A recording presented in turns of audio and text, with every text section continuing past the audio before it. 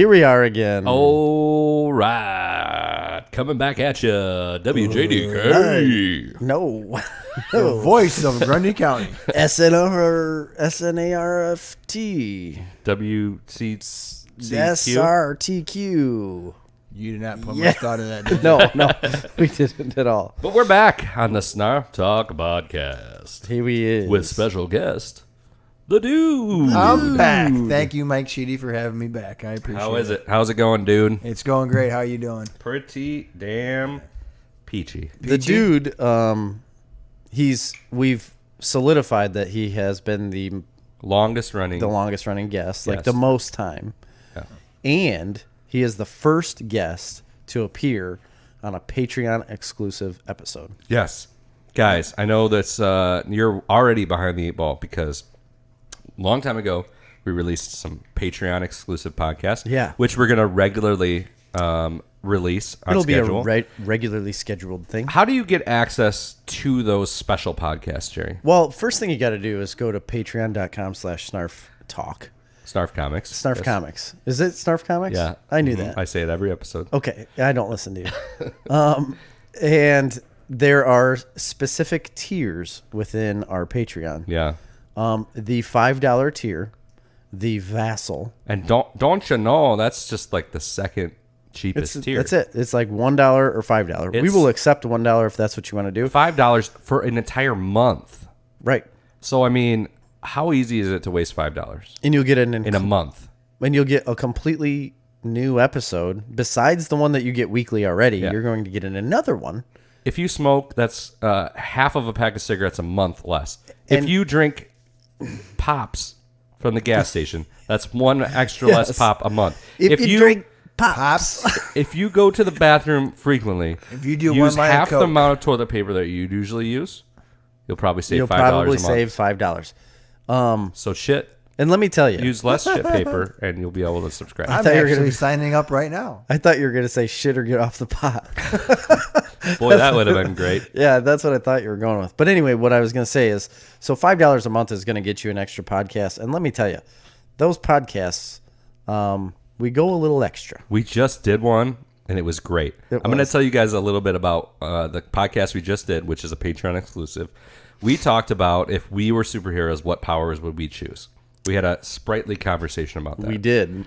We gave a behind the scenes. We did a lot of things. We gave a behind the scenes story that happened, an altercation between Sir Gerald over here Right. and Billy Zane that you can only hear on the Patreon exclusive Patreon. podcast.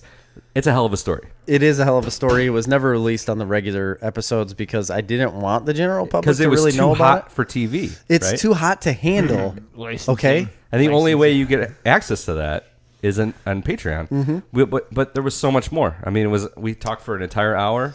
It was a whole fun. other hour. It was goofy. Yeah. I wish that it was going to be released as a normal episode because it was a really great It episode. was really good. But it's not. It's going to be Patreon exclusive. And the only way you get that is by going to patreon.com/snarfcomics Snarf Comics. and checking it out and subscribing at the $5 level. Absolutely. Moving on. Moving on. This episode, we have the dude here. Yay. And we are going to discuss one of Chris and I's favorite directors and writers of For all me, time. it goes beyond favorite. Does it?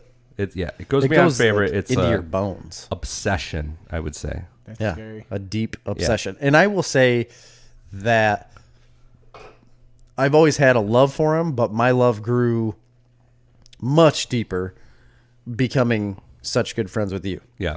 because I learned a lot more about him and like everything about him from you, basically. I mean, I'd watched the movies and whatnot, but I really didn't know about him until we had started talking about him. And now it's like part of my life. He's literally like part of my life. Yeah. If you guys know what we're talking about one Kevin Smith, who I have been a massive, rabid fan of since the 1990s, Yeah. since the very beginning, in fact. And I've been on board for every part of his career. I follow all of his podcasts. I've tweeted him. He has tweeted me back He has. Really? on several occasions. He has. didn't And know he that. called you out on a podcast, too, He didn't he? did call me out live on a On a podcast. Did he and- really? Yes, he Yeah. did. Yep. What do you say? He's like Snarf Talk? Well, we'll talk. Chris? No, this was like yeah, this was years ago. Yeah, it was, Couple C. years Harford ago. or something. He didn't say He my said name. Chris. No, he didn't say it. I don't think he said my name or anything. He just He said read a tweet. he that read you my had. tweet or whatever. He was on the podcast railing against high fructose corn syrup Oh man. and about like agriculture in general. And I Yeah. had a very nice tweet. I'm like, I'm a massive fan. I love you, but you need to get a little more educated on agriculture because high fructose corn syrup is exactly the same as sugar. Yeah. So It was on a it's smart. not worse than other sugar. It's just sugar. It is sugar. Yeah. And They made fun of you. They made fun of me live on there. He brought up the tweet and he's like, some asshole said high fructose corn syrup's just like sugar. He's like, whatever. I mean, I'm not out here. I'm not an expert. Yeah, I I'm don't not, know I'm not about pretending this to be an stuff. expert. Yeah. Anyway, I thought it was funny. I don't It care. was. It was on a Smodcast episode, right? Yeah. I have met him in person. I've seen him live Q&As now 3 times. I've been to a movie premiere for one of his movies, 2 of his movies. They're gonna be 3. Chicago premieres, and pretty soon going to be at a 3rd Chicago premiere for one of his movies. Yep. So if you don't think that I got the bona fides, You do. as a Kevin Smith super fan, you sir are wrong because I don't know anybody in the world that's probably as big of a fan as Kevin Smith as I am. Right. So First off, nobody said you didn't have the bona fides. No. So quit attacking us with Yeah. your knowledge, okay? I will attack. And second Nonstop. off, I love him as well. Yes. He's got so many good episodes or so many good movies. And I remember my brother is the one who originally turned me on to Kevin Smith. I mean, obviously years ago because he was older than me. And he was obsessed with Mallrats. Oh yeah, great movie. Yeah. As soon as it came out, he loved Mallrats. Like that was like all of those people in the movie were him. Well, like Brody was him. Yeah. What you love doing is pointing out that I'm older than you. But that was You me, are, that was significantly. me and John's generation. That's what It you was. did. You went to the Definitely. mall. There's Yeah. no doubt about it. And it's not like he went to the mall a lot. It's just that the people in the movie Oh yeah. acted exactly like They- him and yeah. everyone else that he But we was did, around. man. Like man. when I was a kid, that's what we did. Like Yeah. we had like birthday parties at the mall. Yeah. Well, it wasn't the Joliet Mall. You went to Fox Valley. Well, we went to Joliet Mall. we I too, mean, if you were a well lot. off, you went to Fox. We usually Valley. went to Joliet Mall. They had an arcade there, and then that would be like the party. Like we'd go to the arcade, and then you'd spend the day at the mall. We went to the mall a lot with friends, and Yeah. loved it. I remember it was always a big deal to go to the mall. Like, Yeah. it was. I remember like, It's so all right, weird. we're It's going to the mall, and I'd be like, just completely changed now. what? Well, There's like 50 stores. Yeah. Like, KB Toy Store. yeah. KB KB Toys. Toys. Woo! Babbage's. We're gonna go to Babbage's to see what the games they got. Yeah. What do That's you so mean it fun. Closed? I like. I malls. loved. What was the bookstore? It's- I loved going to that bookstore. Started with a W, right? Walden Books. Walden Books. Books. Yeah. Hell yeah. Suncoast Video. It's really Oh, sad to go to the mall now, though. Like the Louis Joliet Mall. It's all right. just because everything's closing. Yeah. Is what I mean. Like everything is closing throughout the mall. No more Sears. Yeah. No, I mean like Sears is gone. There's so many stores that just Great close. movie theater though. I love it. Yeah, it is such an awesome. Yeah. I haven't been. Do they have the reclining seats? Yeah. Every Every theater. has reclining seats. Heated It's all- seats too. Yeah, they're heated, and it's all. I'm not sure how I feel. They about get it. hot, man. They do. Yeah, well, I I'm bumped worried it. about everybody else's body hygiene and not mine. So Yeah. Who They got cares? trays. They got swivel trays in front of you. They They do, serve and beer yet? No. they do. Yes, they do. Really? When I just went and watched the Joker, there's beer at the concession stand there in the middle. Huh. On like draft beer you can get. Interesting. And Amy and I both stopped and looked at it like, when did they Interesting. start this? Well- that day is when they started it. So it was. do you remember having? It was the very first day that they had it was last Saturday. They used to have a Margaritaville at the Louis Joliet Mall. Boy, I don't remember that at It all. was a little shithole bar. I don't. They had Right. TGI Fridays. No, it was a bar called Margaritaville. It was right across from the movie theater. Right as soon as you walked out of the food court by the movie theater, it was like I could point out exactly where it was. Now Like it's right a by the Jamba Jamba Juice. I think it is the Jamba Juice. That's what I was thinking of is Jamba Juice. They also had the because I remember me and Al went there one time. Oh, I got Yeah, we got a little drunk. Well, Christmas me and shopping. Jerry and Nate went to Force Awakens Yep, premiere. it was midnight Force Awakens. Yeah, on Thursday night, and we got there super early, like an hour and a half, 2 hours early. Yeah. Probably more than that. And we're like, nah, let's go down to Tilted Kill to have a few drinks. We have a few drinks. We come back. like two. The We line had like 2 beers. is down all the way through the mall, all the way to like the center aisle. I remember we Like had a the podcast hub, about the it. mall hub, like all the way down there. We had a podcast about it. That was like right in the beginning of our podcast days. Yeah. And we had talked about that experience, and you were like, and you literally like yelled on the podcast, we were all the way down by the Jamba Juice. Past the Jamba Juice. But we still ended up with fine seats. We got Yeah, there. we did. What movie did we went and seen? Maybe Last Jedi. Last Jedi. We were there way early. Yeah. Yeah, you gotta get there early. You do. Gotta go. to make sure. What you was the get in one we line. got there early or late, and then we just incidentally walked in front of the entire crowd? Oh, that was like recently. Yeah, it was recently. We went to see some Was movie. that It was Endgame? opening day. Oh, That was Endgame. I no, don't remember. no, it was just me and you, I think. No. And we walked in late, and we walked up. There was a huge line, Infinity but it War? was right when they started accepting tickets. So they just let us in, and we just cut in front of the entire line. A It was line a that movie Was I there? A line that you that and went- Amy met us at. Yeah, you remember that? Because you guys were late. We were down like in the front center. We had perfect seats. It was And- opening and 'cause day, We were the first ones in the movie theater. We saved That's you right. seats. You held the seats for us. Yeah. What was and that? you guys got in kind of late. Was that Infinity War? I think it was Infinity It War. could have been. Yeah. I think so. It had to have been something like that. That was hilarious. Chris goes, "I'm gonna see if they'll let us in." And next thing you know, we're the first ones in the movie theater. Best No, seats it in the wasn't. house. It was the last Star Wars movie that came out. Could have been Last Jedi. It was the. No. Is that yeah, Last Jedi. That's what it was. Was it? Yep, that's what it was. It probably was. Yeah. I don't Yep. remember. Anyway, Kevin Smith. That's Kevin what we're talking about. So Kevin Smith, if you are not familiar, you need to be familiar. But he's a filmmaker. Everybody's probably familiar with that aspect. You have seen, everybody who's listening has seen something that Kevin Smith has done. For sure. Oh, absolutely. But if you have, and if you didn't know, he's also kind of a long-running comic book writer. He is. What, like a big event comic book writer. He's taken Batman. He's done Daredevil. He's done Green Arrow. We'll talk about some of the comics he's later. still but technically doing Batman. Yeah, Just kind of. hasn't finished it. With Walt Flanagan, who's one of the guys from Comic Book Men, but also my favorite podcast, which is Tell 'em Steve Dave, which I listened to all day today. It was glorious. Good job. I did not know he was executive producer on Good Will Hunting. Yes, he was. I'm just Yeah, reading. He was. was the Like, executive holy producer shit. on Good Will Hunting because he had just had Matt Damon and Ben Affleck in Dogma at the Yep. time. And they had their script and they wanted to do it. And he was there into the movie universe. So he ended up being an exec producer on the movie, which went on to win an Oscar. And I I think thought Dogma. No, he had he had Ben Affleck in Mallrats, Mallrats and Chasing Amy. That's where but Matt Damon was also in Dogma. They were both were. But Yes. the Dogma came out after. Good Will Hunting. It might have been. 99. It might have, yeah. It Came might out have. in 99. But yeah, I mean, he's touched a lot of stuff. I mean, he's very influential in Hollywood. for And being a influential comic- from the standpoint too of Well, an indie filmmaker. So he indie got his filmmaker, big beginning as an independent filmmaker. Die Hard. Was it 4? He's in Die Hard or Live. Live Free, Die Hard. He's in Yeah. that. Yeah, he's in a lot of movies too. He acts. He's in Daredevil. Yep. He was on a TV show, an HBO show called Catch something. Jennifer Garner was in it. He's on that show. He's a Oh, character on that show. Catch and Release? No, not camping. Catch and Release. I think it's Catch and Release, something like that. Yeah, it's Catch and Release. It is. It's like a love story. It was a good show. But anyway, I'm a huge fan. I've supported it through his entire career. While we're talking about that, if we're talking about movies, all right, so He's in The Force Awakens as a stormtrooper.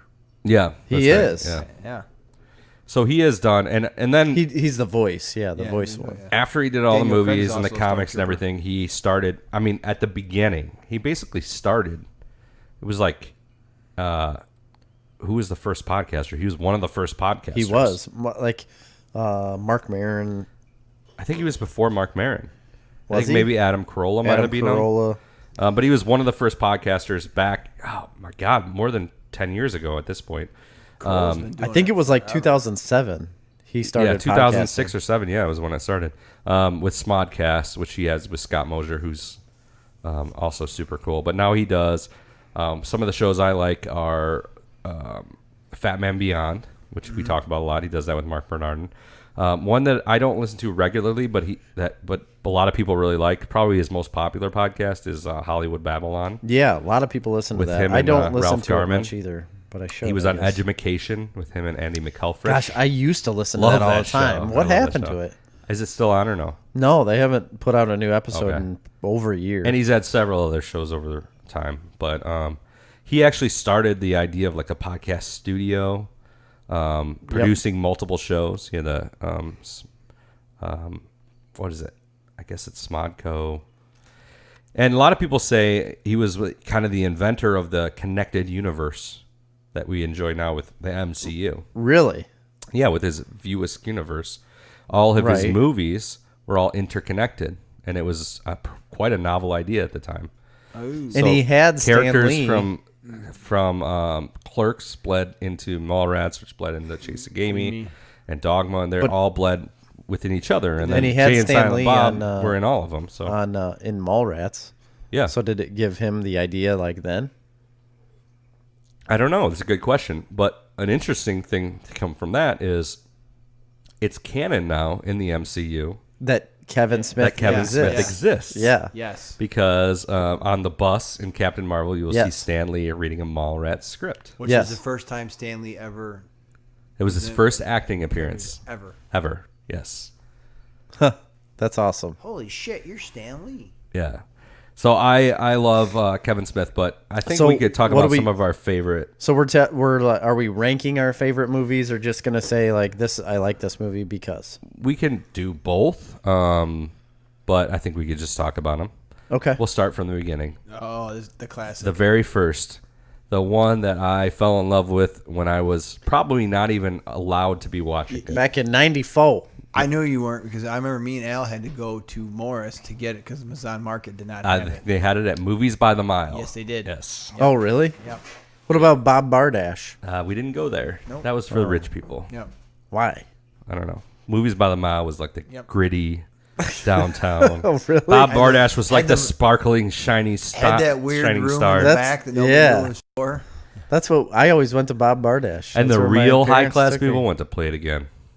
I would No, never got to go nobody to went play to it play again. it Only again. the Morris Elite went to play it again. Yeah. That's the Elite video store. It's played again. Yeah, I never went there. I'm not elite. That's where like the Schaefers went. Yep. Bob Bardash was where it's at. Movies That was by a the big. Mile. I felt like Bob Bardash was like a huge store. I remember it was was like pretty one of the first stores that I went into that had those turnstiles that you push the thing, and I was like so excited to push those things. This is real quick. It's completely off subject, but people will never have it again where you go to the store, like the movie. What's it called? I want to Video say store? Video store. which was where- an amazing experience. It was. It was where like you my grab the box. favorite thing to do. You grab the box. You that look at the stupid movie, plastic box that's just like click click. and yeah, you grab the box. Fucking Look at the tags you had to movie. get off of the shelf. To The take it to tags, the or tags. if the movie was behind the tags, yeah. the tags. But if the movie was behind the cover, Yeah. if it wasn't there, you knew it was out. Like, all right, I can't get this movie. There were so many times where I picked something up. I'm like, Mom, can we get this? Wasn't there. Like, no, it's rented. Like, I don't it's all recall rented going out. to a lot of video stores that had the movies behind. That was when I got to college and we started going to the Blockbuster. Yeah. No, They had Bob the movies Bardash behind. always had it We behind. didn't go to. You're ridiculous. We But had the market. the movies by the mile had the little tabs. Yep. The little market metal had rings. Tabs. a lot of people went to the tabs after that, though. Okay. Like I don't the remember market, the used to have. having the behind. I thought They- they had tabs. No, they used to have it behind there, and then they switched over to the tabs. Okay. And kept them behind the. They also had a copy of Hot Shots Part 2. Yep. Did they? And Okay. man, I watched the hell out of that movie. I mean, they probably had a copy of a lot of movies. I watched that movie. Do you guys remember the nonstop. adult aisle Yeah. at the market? Yeah, but it No, wasn't I like don't. porn. It was softcore. Was it? I don't Yeah, remember because you that. could reach through the one aisle because it was all. When you first walked in the one stand and you turned the corner, it was a hard liquor aisle, and that's where it was. And you could don't- reach through and grab the dirty videos and look at it. Like, ooh, Nice. movies. Yeah, Oh, really? I remember like the magazines, I don't the remember dirty any of that. magazines. yeah, Yes. No, there was In the a- back. There Yeah. was an adult section in the Amazon Market. Nice. I didn't know that. Yeah, I remember I loved the Amazon Market rental. I mean, I loved my favorite thing in the world was renting videos, whether Yes. it be or Nintendo games. Too, I completely same thing. agree. And it was such an like the experience. highlight of my life as a child. Yep. And I still enjoy running them. I just run them off Apple. it's not the same. It's not the same experience whatsoever. Going to movies by the mile That's my was the greatest Yeah, experience but- of my that was young my life. point about But this it's is still that an the, experience for you. Your kids are going to have a different experience. Yeah, but one that is but not. it won't be But it's anywhere the comparable to this. anticipation. I guess like I- whenever we had a friend's party, like a sleepover, what's the first thing you did? Everybody Went went and to the rented a Amazon movie. Market and rented a movie. Yes. And I famously, I'll say it, I've talked about the first time I saw The Rocketeer at your house. Love that movie. We all went. It was your brother's Yep. birthday party, but we all went over to the market. We rented The Rocketeer. We came back. We all watched it. Yeah. That's what we did. I had a birthday party. We watched Super Mario Brothers. The one with John Leguizamo. Second Love worst it. movie ever. I love like it, man. I love like it. Second worst movie ever. No, what's that guy's name? The bad guy. He was also the bad guy in Waterworld. Yeah. King. I can't remember his name. Shoot, I can't. He's so good. Famous actor. Huge famous actor. He really is. But you know, Sting. No, Kind of looks like Sting, though. no, he doesn't. No, he does not look like Sting at all. But I The still, singer. I know what No, you're, he doesn't look like him. I know what you're saying. It's kind of the same to me. He looks the same as My Sting. kids are never gonna know what it's like to go to a record store and Right. I remember and buy an album. Like I remember going to the Crow's Nest. Yeah, Crow's Nest. Who was I It's talking so with? sad. They worked there and we talked about this because they listened to the podcast. And they Dennis said- Hopper? Dennis Hopper. Yeah. and- Get to the Dennis Hopper. And they said it was the best job they've ever had was working at the Crow's Nest because you got the album's early. It was How could it not? Empire Records, man. Yeah, I was going to Oh, say it's that a great movie, movie. Empire Records. Love it. Ethan Hawke, right? Yeah. Yeah. I had a girlfriend that made me watch that all the time. It was a great Oh movie. gosh, it Great was so movie. good. Oh, Nothing whatever- compared to High Fidelity, though. High Fidelity. Yeah, High Fidelity is So- really good. The actor who played the black-haired character that played Slater in Dazed and Confused. Whatever happened to him? Because he was in Dazed and Confused, he was in Empire Records, and Yeah, he whoosh, kinda gone. dropped off. Whoosh, gone. Dropped off the board there. Check you later. I don't know. What I was gonna say was though, that actor? my brother worked at the market for a while, or he worked at Rory Marshallone's, Cochrane. He worked at Marks and Mark, yeah. and he would deliver Ron pizzas. Slater. That was his name. So he would bring home movies to us, right, from the market. But I remember being like pissed because my brother would just bring the movies home. I'd be like, no, I want to go get them. Yeah. Like I want to go there I want to go get my pop. and look at the wall and figure out what I want. Yeah. And pull the tag or grab the movie and go buy it. Like it was the experience Yeah. that I wanted before the movie. And the market was fine, took away but from it that. was nothing It was like a nothing real like- video store. No, it was nothing like going to Morris. And, Go to movies by the mile, have and you two- remember the whole center aisle was Yeah. like the horror movies with Yeah. all the Friday the 13th, and oh, man, I love that aisle. Just looking at the Hellraiser, and the picture of the Hellraiser yeah. box Yes. on the shelf never will go out of my That- mind. Pinhead. Staring at Jerry's shirt just brought back the memories of the Amazon Market when Batman 89 came out. Yeah. That's all it was, the black box with the symbol on your Yep. shirt. Yeah. That's all it was. And it was so awesome. And by the way, I worked at the Amazon Market. It was the greatest job I have ever had in my entire life. Really? Yeah. I can't talk about why on there. Okay. Yeah, I remember my brother working at Marshallone's. And he'd always bring home like pizza and beef rolls. Yeah, Oh, Man. buddy. I could go for a beef right now. So could I. They've got beef rolls in Dude, Seneca at always go for the Fergaria's. beef. Have you had Fergaria's? Rolls. What's wrong with that, Chris?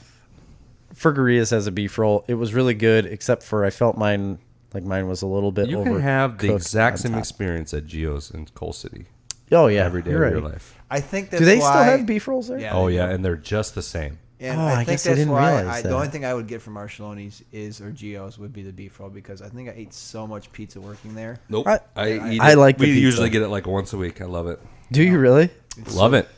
It's the voted best pizza in Grundy County. No, it's don't hush your fucking mouth. It's the best pizza place It is I've not. ever eaten. You at. are fucking wrong. Geo's not. pizza. Geo's Pizza, Coal City, Illinois. If I didn't have earplugs in right now, It's I would the reach out and best. slap you. Yeah. You don't know what you're talking about. No, You're you fucked just up. made I will stand by that Such a proclamation. stand. You shouldn't, I 'cause will you're stand fucking by wrong. that proclamation till the day I die. No, you I'm won't. gonna kick you right in That's the the chest. best pizza place you've ever eaten at. in the world, Jerry. Wait a minute. And I've eaten pizza in Rome. For those of you that have That Patreon, is we just did a ridiculous. podcast about food in the Tri-County area, which would be Grundy, Will, and LaSalle. Yeah. And he And we says- talk about steakhouses and certain ones over in Naplate and how they're mediocre. And Chris just said that the best Yeah. pizza in They're the okay. tri-state area is Gio's in Coal City. Correct. You are fucking wrong. Yeah. also that's- voted the best 10 years in a row By who? People in Coal City? Because that's by all- the People's Choice readers, whatever. You said in the world, the best pizza It is you've the best in ever the It is had. not. in the It's world. so bad. Have you had a stroke recently? Nope. You've been smoking I dope. like it. I like the I've pizza. eaten Don't some get me wrong. fantastic pizza in Rome on a sidewalk, on a canal. I've had fresh margarita pizza. Yeah. Well, margarita pizza's Don't different. try to class it up, Chris. I've had all Don't try kinds to of class pizza. it up. This is the best pizza. No, it's not. It is not. Gio's Pizza. It is not. My boy. I can't wait So for the My hold on. boy. Ti- time the out, disgrace that you get after this episode Yeah, comes you- out. I can't wait to read the comments. I can't So, wait. Jerry, what's your favorite? I'm not saying the best. What do you think? What's your favorite? Because that's his My- favorite, not the All-time, best. local, whatever. My What are you favorite talking about? pizza of all time was at a place called Fat Sal's in Denver, Colorado, and they make a pizza slice that's literally like the size of a car hood, and it's one slice you can get. It was by far the single best pizza I've ever had. Yeah. And it was like as soon as I bit into it and started eating it, I'm like, this is way better than anything I've ever had. I took a bunch of pictures of it and Snapchats. I told Amy about 6 times while we were sitting there that it was the best pizza I've ever had. This is better than Little Caesars. And I've talked about it ever since. I like super thin See, that's crust the New problem. York with style. crunchy. I York style. hate that and you by default. So you like deep dish? No, I like pan crust, like Okay. thick crust, not like necessarily just deep totally crust. I also shit like pizza. deep dish, but not as I- much as I like deep dish I like a a lot. thick pan crust. You know, Oh, see, I don't want it super doughy, I but like doughy, all right, crusty. so I'm gonna start to bow out, back out of this conversation bad because I don't think there is a best pizza. I think there's only your favorite pizza. Well, yeah, I you can agree. say that I about agree anything. with you. Yeah, And that's why I said I prefer. My favorite is Corleone's. Oh, I fucking think Corleone's. I've never once had their pizza. I'm not gonna say it on record. I love Corleone's. I don't want to disparage them. I just don't think pizza is their best thing, You personally. great. Corleone, Right, but you also said Gio's. Was Gio's the is the best. best It is the pizza best. ever. Like, It's come not. on, dude. Second best pizza I ever had. It's the same Casey's. No, I don't Oh, like fuck Casey's you. pizza. Why? I don't like it. I legitimately don't like it. Their I taco like pizza Casey. I can eat, but You know how that's many about it. times me and Hartford have had pizza at my house and gotten hammered? And he doesn't. You don't like Casey's pizza? Huh? No, But we eat it because weird. we got to eat something before we pound a case of beer. yeah, it's true. I don't understand. There's Our not kids too think much that- different between Casey's and Gio's. That's It really the isn't. most ridiculous Yeah. thing I've ever heard in my It's entire the- life. He's a You little, should just he's stop exaggerating talking a little right bit, now. Jerry, but I will agree with you on that. Second best pizza I ever had was that one pizza in Rome. I will say that was really good. Third best, I like. It's not really pizza. There's a barbecue chicken pizza that That's not pizza. That's that flat Gio's bread. has is really good. That's good. There's a place in Chicago called Chicago Pizza and Oven Grinders, I've ate there. and The upside down they one. make the pizza in like a bowl. It's got a crust in the bowl, and they put all the toppings and sauce in there. Yep. Oh, and they flip bake it it in the upside bowl and down. they flop it Well, upside I'm down. gonna give a It's shout more out. like a calzone. I've never though. had that. I'm going to give a shout out to my friend Scott, who listens to the podcast religiously. He took me and Chris there for his girlfriend's birthday. It's fun. And It's a cool place. I like it. It's a hole in the wall. You're going to wait. You'll wait. I recommend it. Scott, You wanna thanks know for what's taking me. really And annoying? Scott, thanks for listening. Is a couple years ago and prior to that, you could just walk into that joint, have your food, leave, Yeah. nothing big. And then it got on Chicago's Best. Yep. And now there's a line out the fucking door every day. No kidding. Yeah, and there's Thanks, like, Chicago's and there's best. no place to go hang out. I mean, it's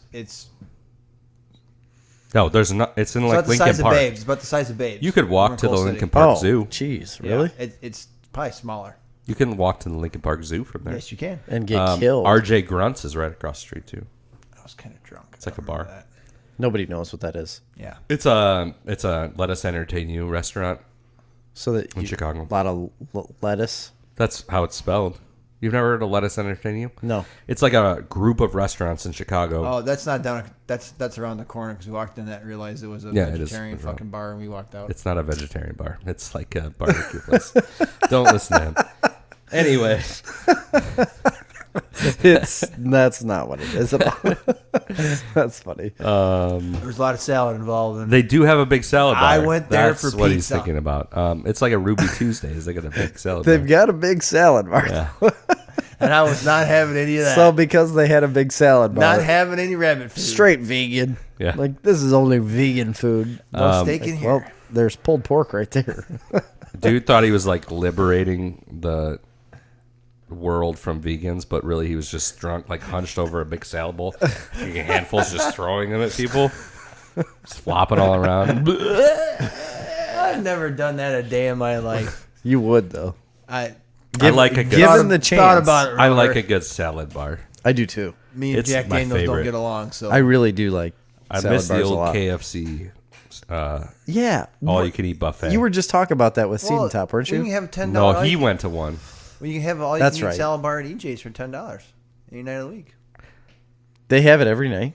I thought so. No, I thought it was only like Or is it cheap Friday, chicken. Saturday? Or is it I remember Friday, back in the Saturday? day, like several owners ago, we used to go eat up there, and you'd be sitting there, and they'd have the salad bar out, and the dog would walk out and eat off the salad bar. Oh, really? And you're just like, no, this isn't Oh, good. that's not good.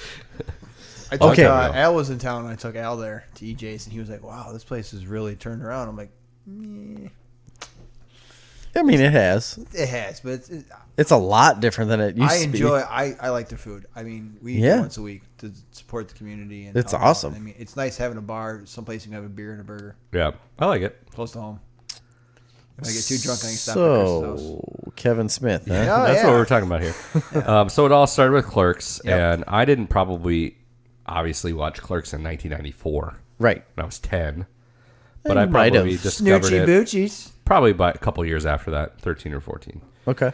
And just it absolutely captured my imagination. I love that movie. It was black and white. Yep. The characters seemed so. The dialogue. It was the dialogue It was the dialogue. and the simplicity of it, and then it just got me right off the gate. And I always loved that. And that's when it started from the get go, and it had a big impact on me. I remember it was the first movie I ever watched where I'm like, they're talking about like Star Wars Yeah. Yep. in the movie. Yep. Like it didn't even like compute.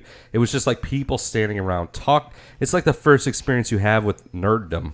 Yeah. It really is about real life. Yeah. It's the first experience you have with real life situations that happen in your day to day. Yeah, and obviously there's probably a lot going on in that movie that I couldn't relate to. Sure. Yeah. And that's fine. But I think where it really hit home for me, and I loved Mallrats. I love that movie because of Brody, Yeah, absolutely. because he was a huge comic book fan, and you know it was a little more for Jay and Silent Bob to do. I love that movie. Michael Rooker. Yes. You know, it's just a really good, funny movie. But I think where it really just like hammered home to me was Chasing Amy. I mean, I put that on my number 2 list. If you You go back did. and my top 20 movies of I all forgot time, about that. was number 2 on my list. Really? And that is a movie that I absolutely just love more than anything. For years, I would say when people would ask me what my favorite movie is, I'd always say Dogma. Yeah. Because I love Dogma. I love Dogma too. That's my favorite But, Kevin Smith movie. But You know, and Chasing Amy would have been a number 2 for me. But over time, I think I've grown to like Chasing Amy more than Dogma. And I don't know, something about that movie, it just got me big time. I absolutely loved it. Mm-hmm. And from then, it was just from Chasing Amy on, it was just absolute Kevin Smith fandemonium. That came out in 97. Yeah. there's a quote Chasing about, in Clerks, and it's the only time where Kevin Smith talk, who is Silent Bob, and I can't remember the quote. Yeah, when they're sitting at the table. No, not in Chasing. In Clerks. He's at the counter. And Oh yeah. What's he say about lasagna? Any girl that would bake lasagna is a Yeah. keeper. Something Yeah. like that. Yep. And at the time, you don't realize what he's saying until you get to be married and everything, and you have a long. Even if you have a long-standing relationship, you don't understand what that movie's about. You know, holy shit. And that's what I love about Mallrats. Not Mallrats, Clerks. Yeah. Is that there's so many undertones, but looking back, it's just an awesome movie. For me, Clerks was always like, I always thought Dante was super whiny and annoying. Couldn't stand him. Yep. Yeah, but that's But you love Randall. I mean, he's the hero of that movie. Right. That's the whole point, and that's the genius behind Kevin Smith is that he can have a character like that you just. Kevin God. Smith wanted to be the famous thing he always talks about is Randall's who he wanted to be. Dante who he was. Is who he was. Yep. So he wrote all the best lines for Randall. He was planning on playing Randall until he realized he couldn't do it. Randall's loosely based on Brian Johnson, one of the comic book men and people on Tell 'em Steve Dave, who they got into a tiff before they made the movie and wouldn't be in the movie or didn't want to be in the movie. And they ended up casting Jeff Anderson, who was a friend of his from school. They just kind of, not the same age, but they kind of hung around a little bit. And, I mean, he's just perfect for the role. Like, you He's couldn't absolutely ever perfect. imagine anybody else being Randall. Yeah. No, not ever And again. you could never So- imagine anybody else being Dante. So Really, you can't. There's no way you could do it now. and in especially. real life, Brian O'Halloran seems just as annoying as Dante. Really? Yeah. I don't know. I'm I don't know. going back in my way back. Was there a Mallrats cartoon? No, but there was a Clerks No, there was a Clerks cartoon, cartoon. That's what it was. which Clerks. I absolutely love. I bought it. I mean, I had it. Was it an HBO show? No, it No, was on M- network MT TV. Was it MTV? No, it was on network Network television. It was on Really? Fox or ABC or something. So like then that. they had did they have a Jay and Silent Bob cartoon that was on HBO? No. He had a show on HBO. Nope. I don't Let's think see. so. Somebody I got did. everything right. They had the Jay and Silent Bob Super Groovy cartoon movie. Well, I which know me we and you went to. and saw that. X, there's Clerks X on DVD. Clerks X was the 10-year anniversary DVD. Yeah. It has tons of extra content. Really great. I own that. The Clerks animated show, which you can get, it was only ran one season. It's super funny. It's really good. Wish it Clerks would have gone. animated season. Probably 99, 2000. There's a 2000, 2001, 6 episodes. Yeah. Wow, that's it. Yeah, it was really short-lived, but it was really good. And one of the producers, and this could be wrong, but He was Duck Dodgers. Holy shit. one of the producers of that movie, or people involved with that show, was Dave Mandel, who's gone on to do like huge stuff. So Really? that's another thing with Kevin Smith. A lot of the people that he worked with He's also in. have gone on to do like huge things. He's also in Phineas and Ferb. Yep, and he's on a lot of stuff. Like, remember that kids show we were watching on Netflix, Storybots? Yeah, We Story both were Bots. He watching, was and in he that. like pops up in the first episode. Yeah. You're like, oh, okay. So Yeah, Dave Mandel was the showrunner for Veep, and a bunch of other created a bunch of shows. So he was involved in that show. So I think for me, loved Chasing Amy, and then, but Dogma was huge too. Yeah. And Dogma, I remember when that came out. Not only was I already a fan, but it was huge and I loved it. But it like totally caught on to the mainstream. yeah. It's probably his most successful movie. I would Yeah, say Which one? Dogma. I bet commercially successful movie. You That's think probably so? his most successful Yeah, movie. I would agree with you. I could Maybe probably look it Clerks too, but up. Nah, I don't think Clerks, dude. Dogma, I remember, was so big at the time because of the controversy, right? All the Catholic Church was boycotting it. All the churches were boycotting it. But I remember at the time, we were going to church a lot in Mazan, and they would have, I don't know what the group was, but there was a group of adults that would get together. It was kind of like Bible study, or like it was like a book club, right? And I remember and I wasn't there because it was adults only, but one of the things they they watched the movie Dogma. And I remember just being I think that was so hilarious because I was like a 14, 15-year-old kid, and I love Kevin Smith and I love Dogma, and it's kind of raunchy humor a little bit. Yeah, well, a lot of what he says in Dogma is. It's challenging. It's challenging to... Yeah, that's one word I would use for it. Yeah, I mean, he's taken on. No, me and your views on religion are pretty much eye to eye about a lot of stuff, and that's what got me. So I had just graduated. But Kevin Smith was a very religious person at the time. I think Dogma was his. That was like his realization. exit. Yeah, maybe. Yeah, that's a good way to put it. So his best grossing movie is actually Cop Out.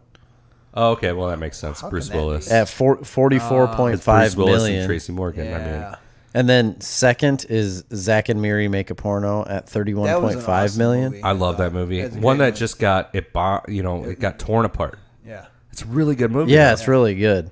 It's because it has the word porno in the title. Yeah. That's Yeah. why. I thought it was really funny. Number 3 is Dogma at 30.5 million. Number 4 is Jay and Silent Bob Strike Back, and number 5 is Jersey Girl. Okay. Really? Yeah, 30 million for Oh, Jay and Silent Bob, Jennifer. and 25 million for Jersey Girl. Yeah, I mean, after Dogma, Jay and Silent Bob Strike Back come out, and that was 2001. So I'm almost a senior in high school, I guess, and that it was a huge thing for me. I remember I just graduated, so I'm like 2021 somewhere around there. It came out that summer. I remember it being just to comic book guys, it was just huge because Kevin Smith's making a movie about Jay and Silent Bob when they're these small characters in Clerks, Mallrats, and Dogma. They're secondary characters, and now they're gonna have their own movie. I was so disappointed. And it's referential to the whole universe, which was mind blowing at the time. Yep. And like he made a movie about comic books. I mean, he made Chasing Amy. Chasing Amy is about comic books. They're comic book writers in the book, in the movie. The one's an inker, Yeah. They talk about that. So Jay and Silent Bob Strike Back was huge, and plus Will Ferrell's in it. You know what I mean? It's a big deal. Mark think it's Hamill's in hilarious. it. It's a huge deal. And in the meantime, I had all the comics. Chasing Dogma, which was a comic that he wrote that bridged the time period between Chasing Amy and Dogma. Mm-hmm. He wrote a comic that tells how Jay and Silent Bob end up from getting from one place to the other. He wrote a Clerks comic book. I had all those comic books. Loved them. Amazing. And then he came out with Jersey Girl. Yeah. And I personally absolutely love Jersey Girl. I never saw it. I think Really? it's a great movie. It's all right. Ben Affleck's good in it. Liv Tyler's great in it. I don't George Carlin, hate I it. was a huge fan I of. love George George Carlin. So anytime Carlin's you get to see him, listen. I'm not saying it's the best movie in the world. I just really enjoyed it. Hey, write this down. Top 10 comics, stand-up comics.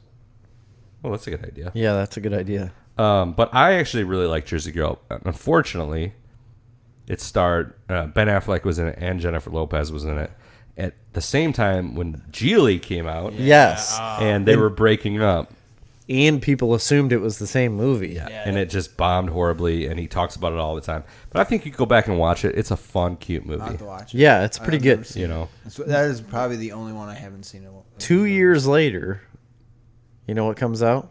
the Megasonic warhead of movies. One of my favorite, probably my second favorite Kevin Smith movie.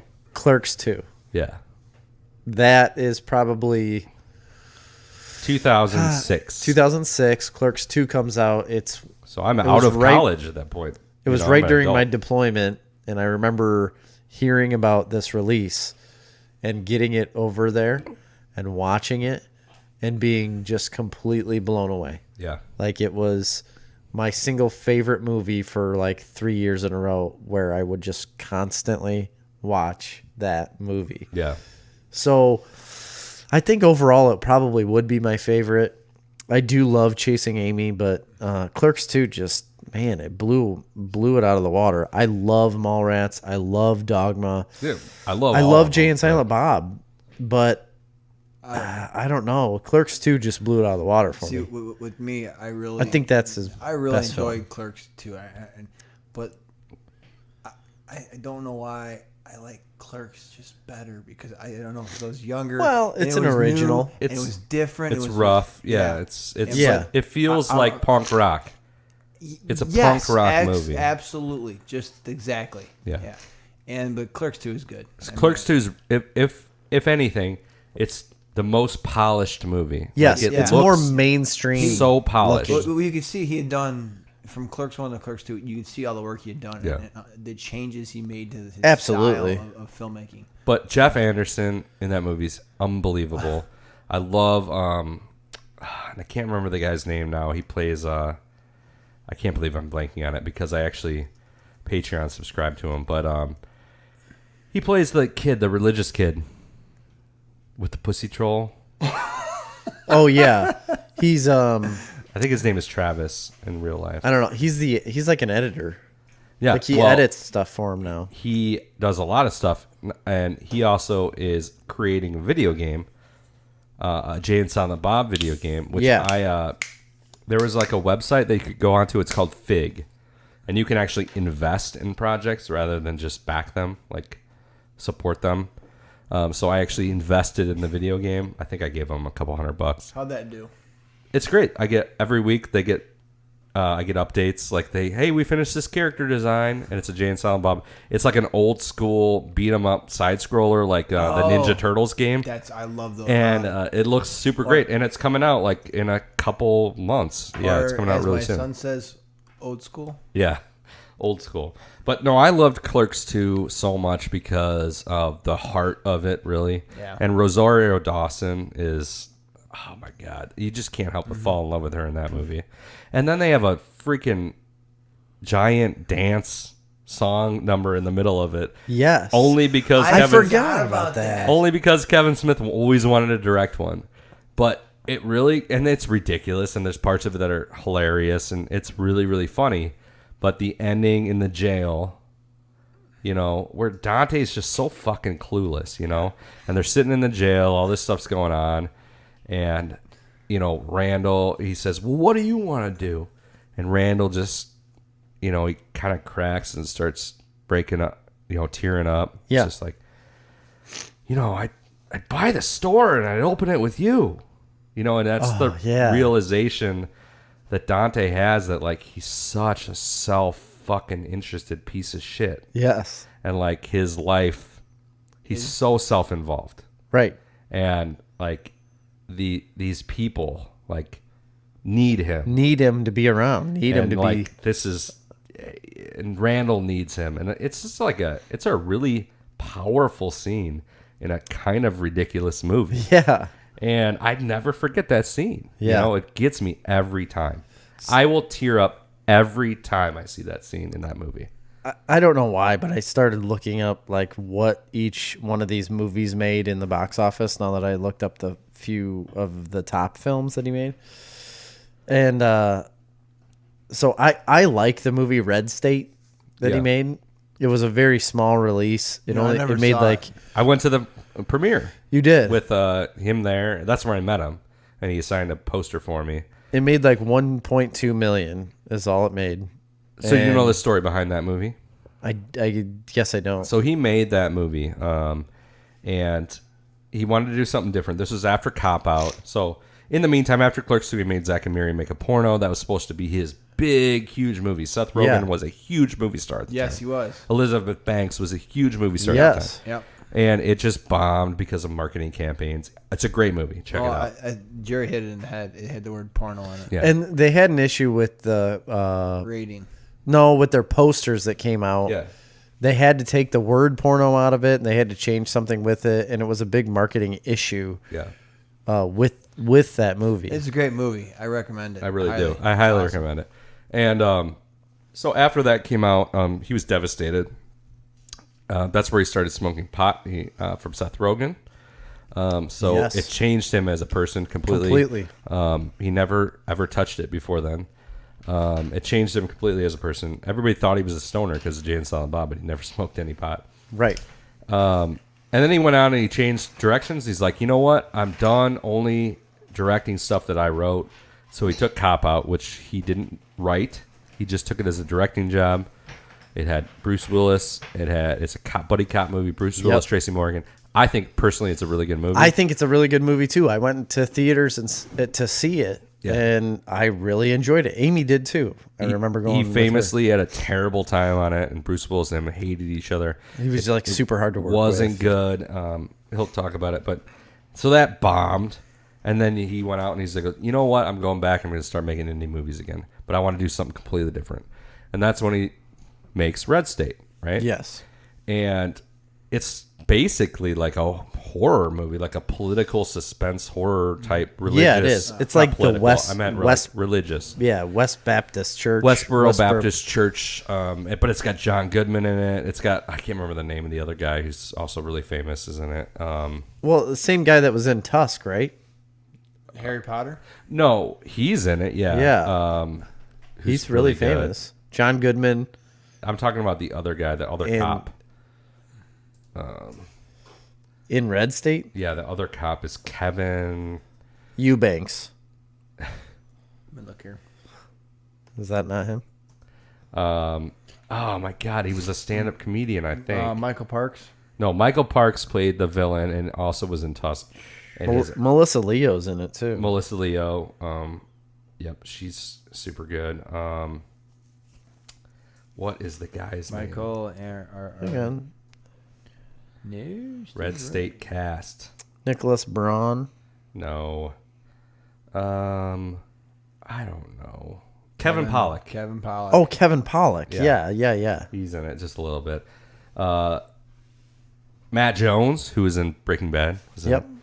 Anyway, had a good cast. It was a great movie. I went to the premiere in Chicago. That's where I met him. It was a lot of fun. I thought the movie was really incredible. I thought it was. I really loved it.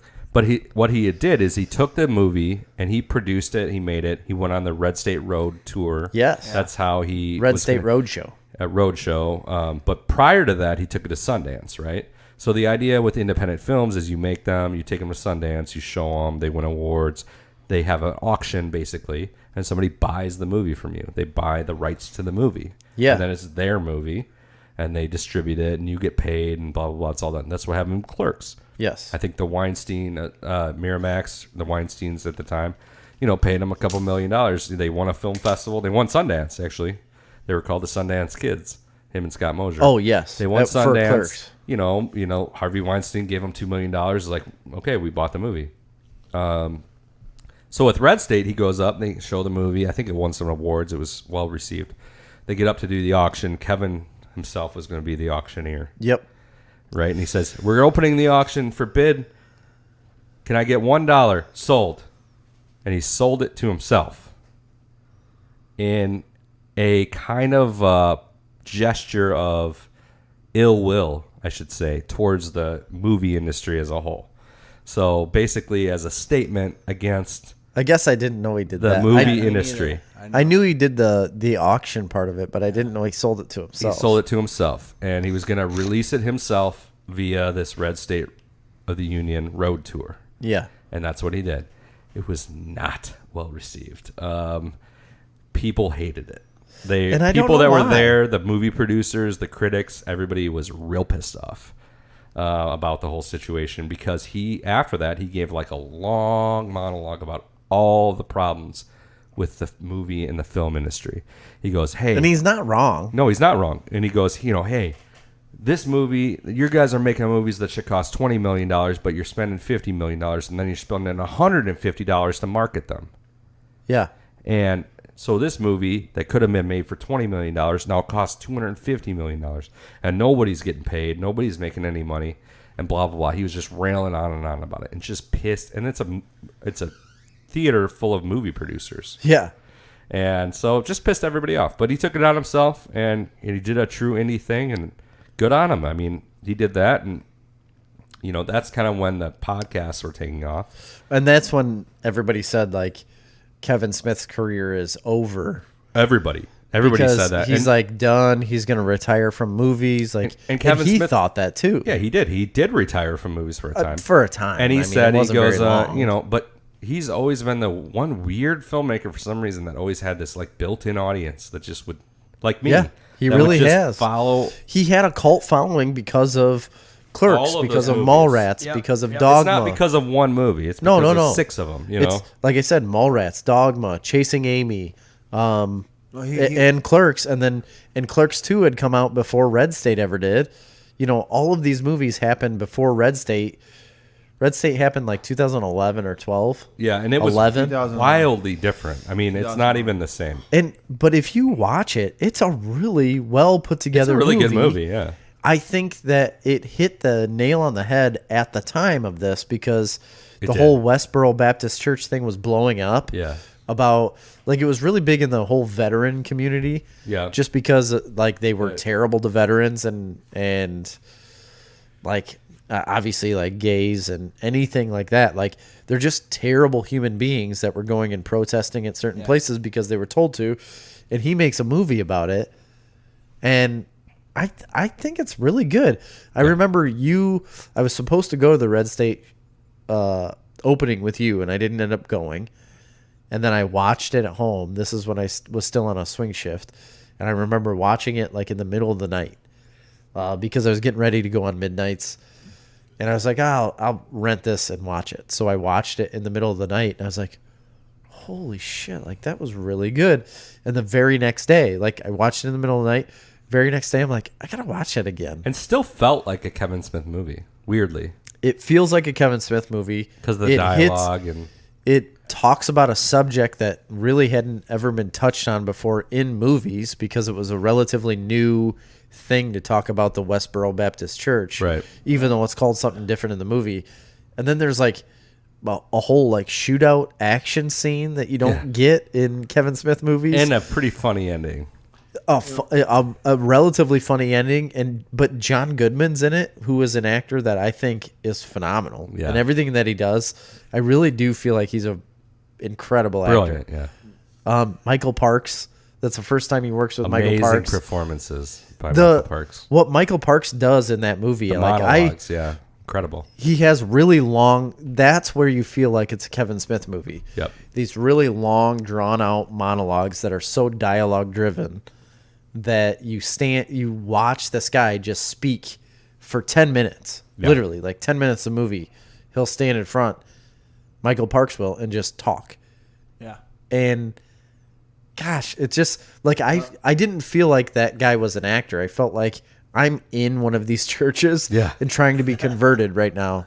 And that dude's insane. Yeah. You know, you touched on how when he sold this movie to himself for $1, his career was over and this and that and blah, blah, blah. And it was effectively at that point, yeah. But Yeah, he said it. Well, like he's like, I'm done. I think why he didn't is one of the podcasts we talked about how he Definitely, and that's why he did it. He felt comfortable because he had this gigantic podcast, and I'm not talking about a little podcast. No, it was I mean, he had huge podcasts. several huge podcasts. Yeah, several of them. Plural. But it goes back to the fan base. It's guys like us that were comic book kids coming up in the early 90s with all the comic book movies that were out there. And then when we get a little older, he does Mallrats, where he does a movie about comic books. About us. About our lives. And that's why his fan base has been so strong for so long. Yeah. And that's why I love Kevin Smith. Yeah. So. But at the time when Mallrats came out, it was not good. No, the reception, it did very bad, poorly, yeah. It was a cult classic. And then But it's a cult But classic. that's They're what all happened. cult It's like- classics.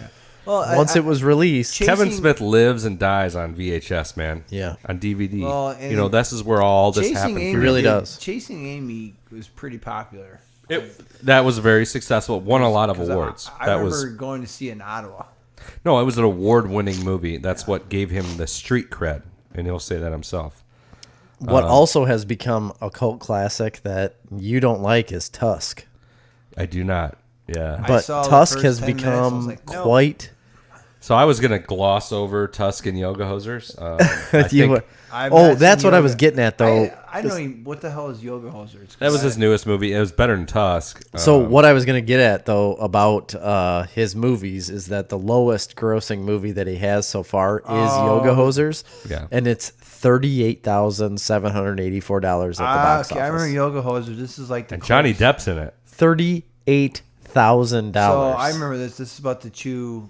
It's like Clerks, but female, and they Yeah, it's his fight out. daughter and Johnny Depp's daughter. The Yeah. budget Find was out $5 million. The Bratzies.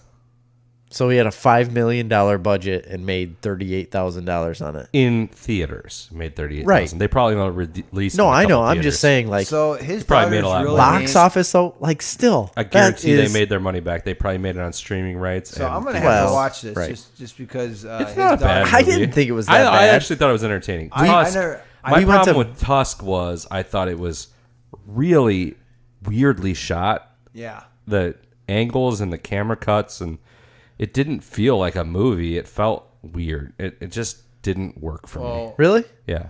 I didn't hate it.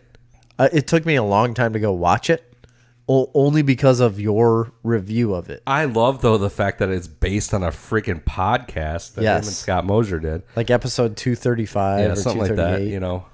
Have you, if you haven't ever listened to that episode of Smodcast, like I said, it's It's a good one. 235, 238, somewhere in there. You can probably Google it, like, what is Tusk based off of, and it'll tell you the podcast number. You need to go listen to that Yeah. because it is hilarious. Yeah, it's a great podcast. It's an incredible. I've not heard it. Oh, it's like an incredible 2 hours of a podcast between him and Scott Mosier. I've never really heard one that's comparable. I don't think. And to base an entire movie off of that, and then, so there's a documentary on Tusk yeah. that he just released on YouTube, And a documentary on Clerks that just and recently. it's really, really good. I think just seeing a like behind the scenes type thing, but so what they talk about is like there's an ad in a newspaper in the UK.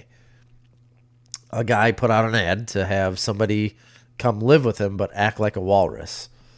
And it was put out as a joke.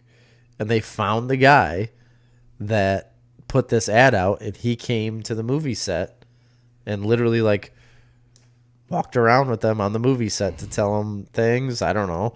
He was in the movie, I think, in one part, but he is a super strange dude. Yeah. And you could tell, like, during the documentary thing that they did of Tusk, like, Kevin Smith is standing next to him, like, saying, this is the guy who put out the newspaper post about having someone move in with him as a joke and whatnot. But you could tell he's, like, standing away from him because he's super weird and, like, very unkept. And just like a guy you didn't want to really be around. It was strange. But I don't know. I didn't think Tusk was quite as bad as what you had claimed. No, it's bad. But it was it's not anywhere close to any of his other movies. No, so I would check them out. But, you know, other than movies, he's had a long comic book yeah. career. Huge. Which Well, has... just guest starring in movies and TV shows. I mean, as himself or Yeah. Silent Bob, you know. He did the little things on the Jay Leno show. Those were always good. Yeah. But some of the comics that Yeah, I forgot about that. I He was on followed- Jay yeah. Leno. Some of the comics that I followed over the years, I also love his comic book work because he's perfect for comic books with his dialogue. Some of my favorites are he did a really famous run on Daredevil called Guardian Devil in the late Guardian 90s. Devil, yep. And it's kind of credited for like bringing back comic books from the brink. So It was at that time. it was right at the time Yeah. where you're coming from the mid 90s where comic books were booming, the biggest they've ever boomed. Yeah. X-Men and Spawn and all these things are going crazy. And then it just dropped and it was dead for a while. And they started this Marvel Knights line and they did Black Panther and I think some other books. But they did Daredevil and they got Kevin Smith to reboot Daredevil right there. Yep. Guardian Devil #1.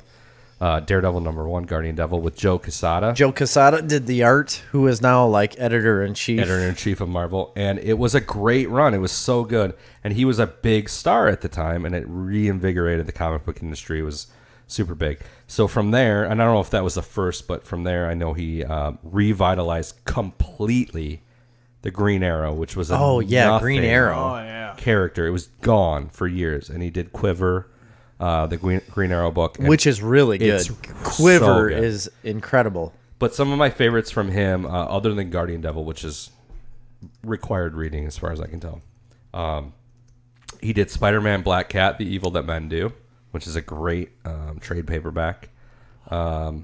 He did a bunch of Green Hornet stuff. He did Batman 66.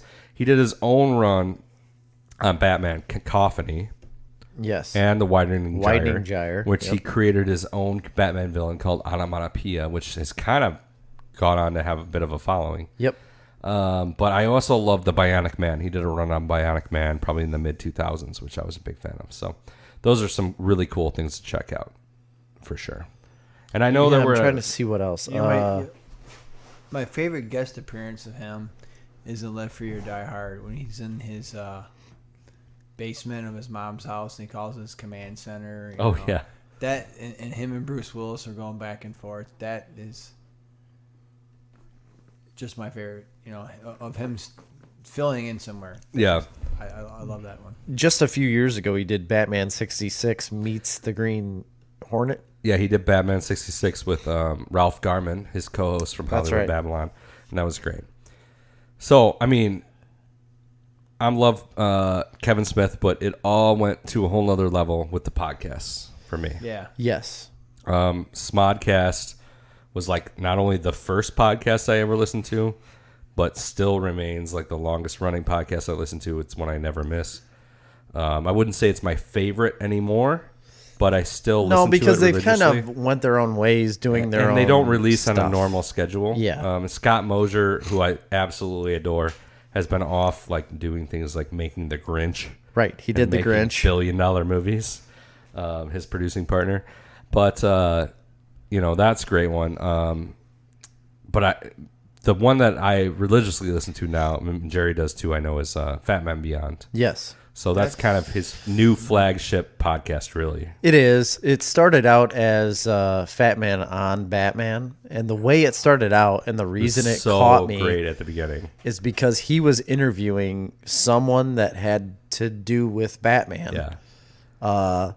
All the time. So like he had Paul Dini on in the beginning. Like Paul Dini helped create the Batman animated series, wrote a lot of the episodes.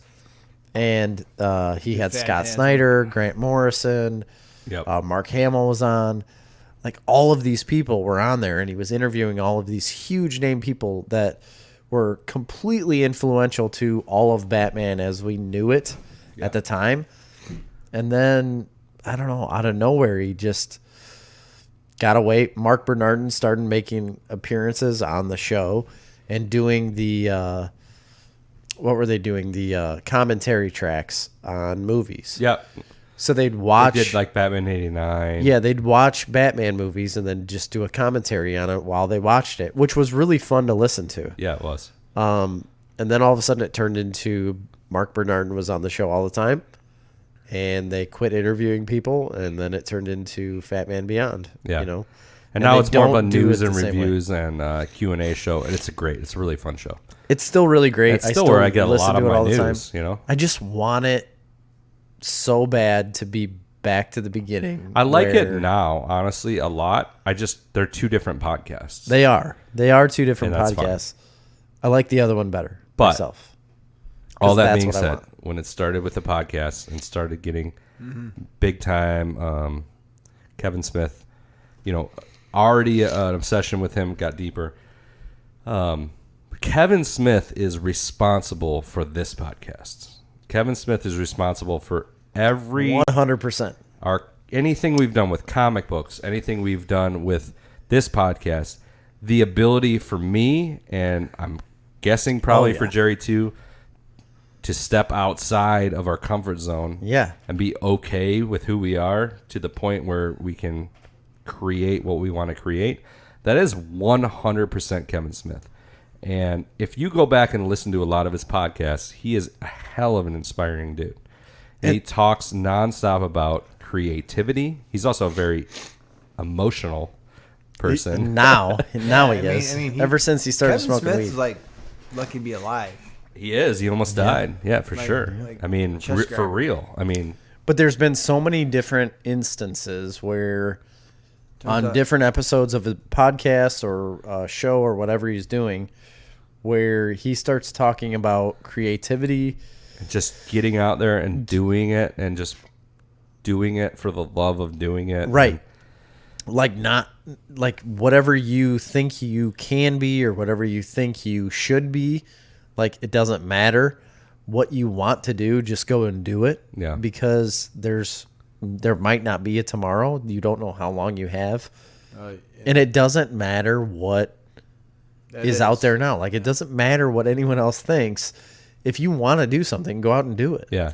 And it's been, I mean, it's the direct influence for doing any of this for me. I specifically remember the day sitting in a tractor dumping corn and listening to a Kevin Smith podcast and texting Chris, and I was like, let's write a comic book. Like, why aren't we doing this? Like, why aren't we writing a comic book? And I said we should write a comic book. Why aren't we? Yeah. And you said, yes, absolutely.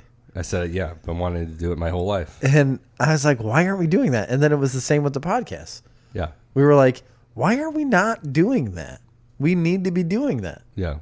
And then it took us like 4 years, but then we eventually did. Yeah, more You know? more than that, probably. Yeah, I think so. But either way, like, he is the 100% sole reason that any of that happened.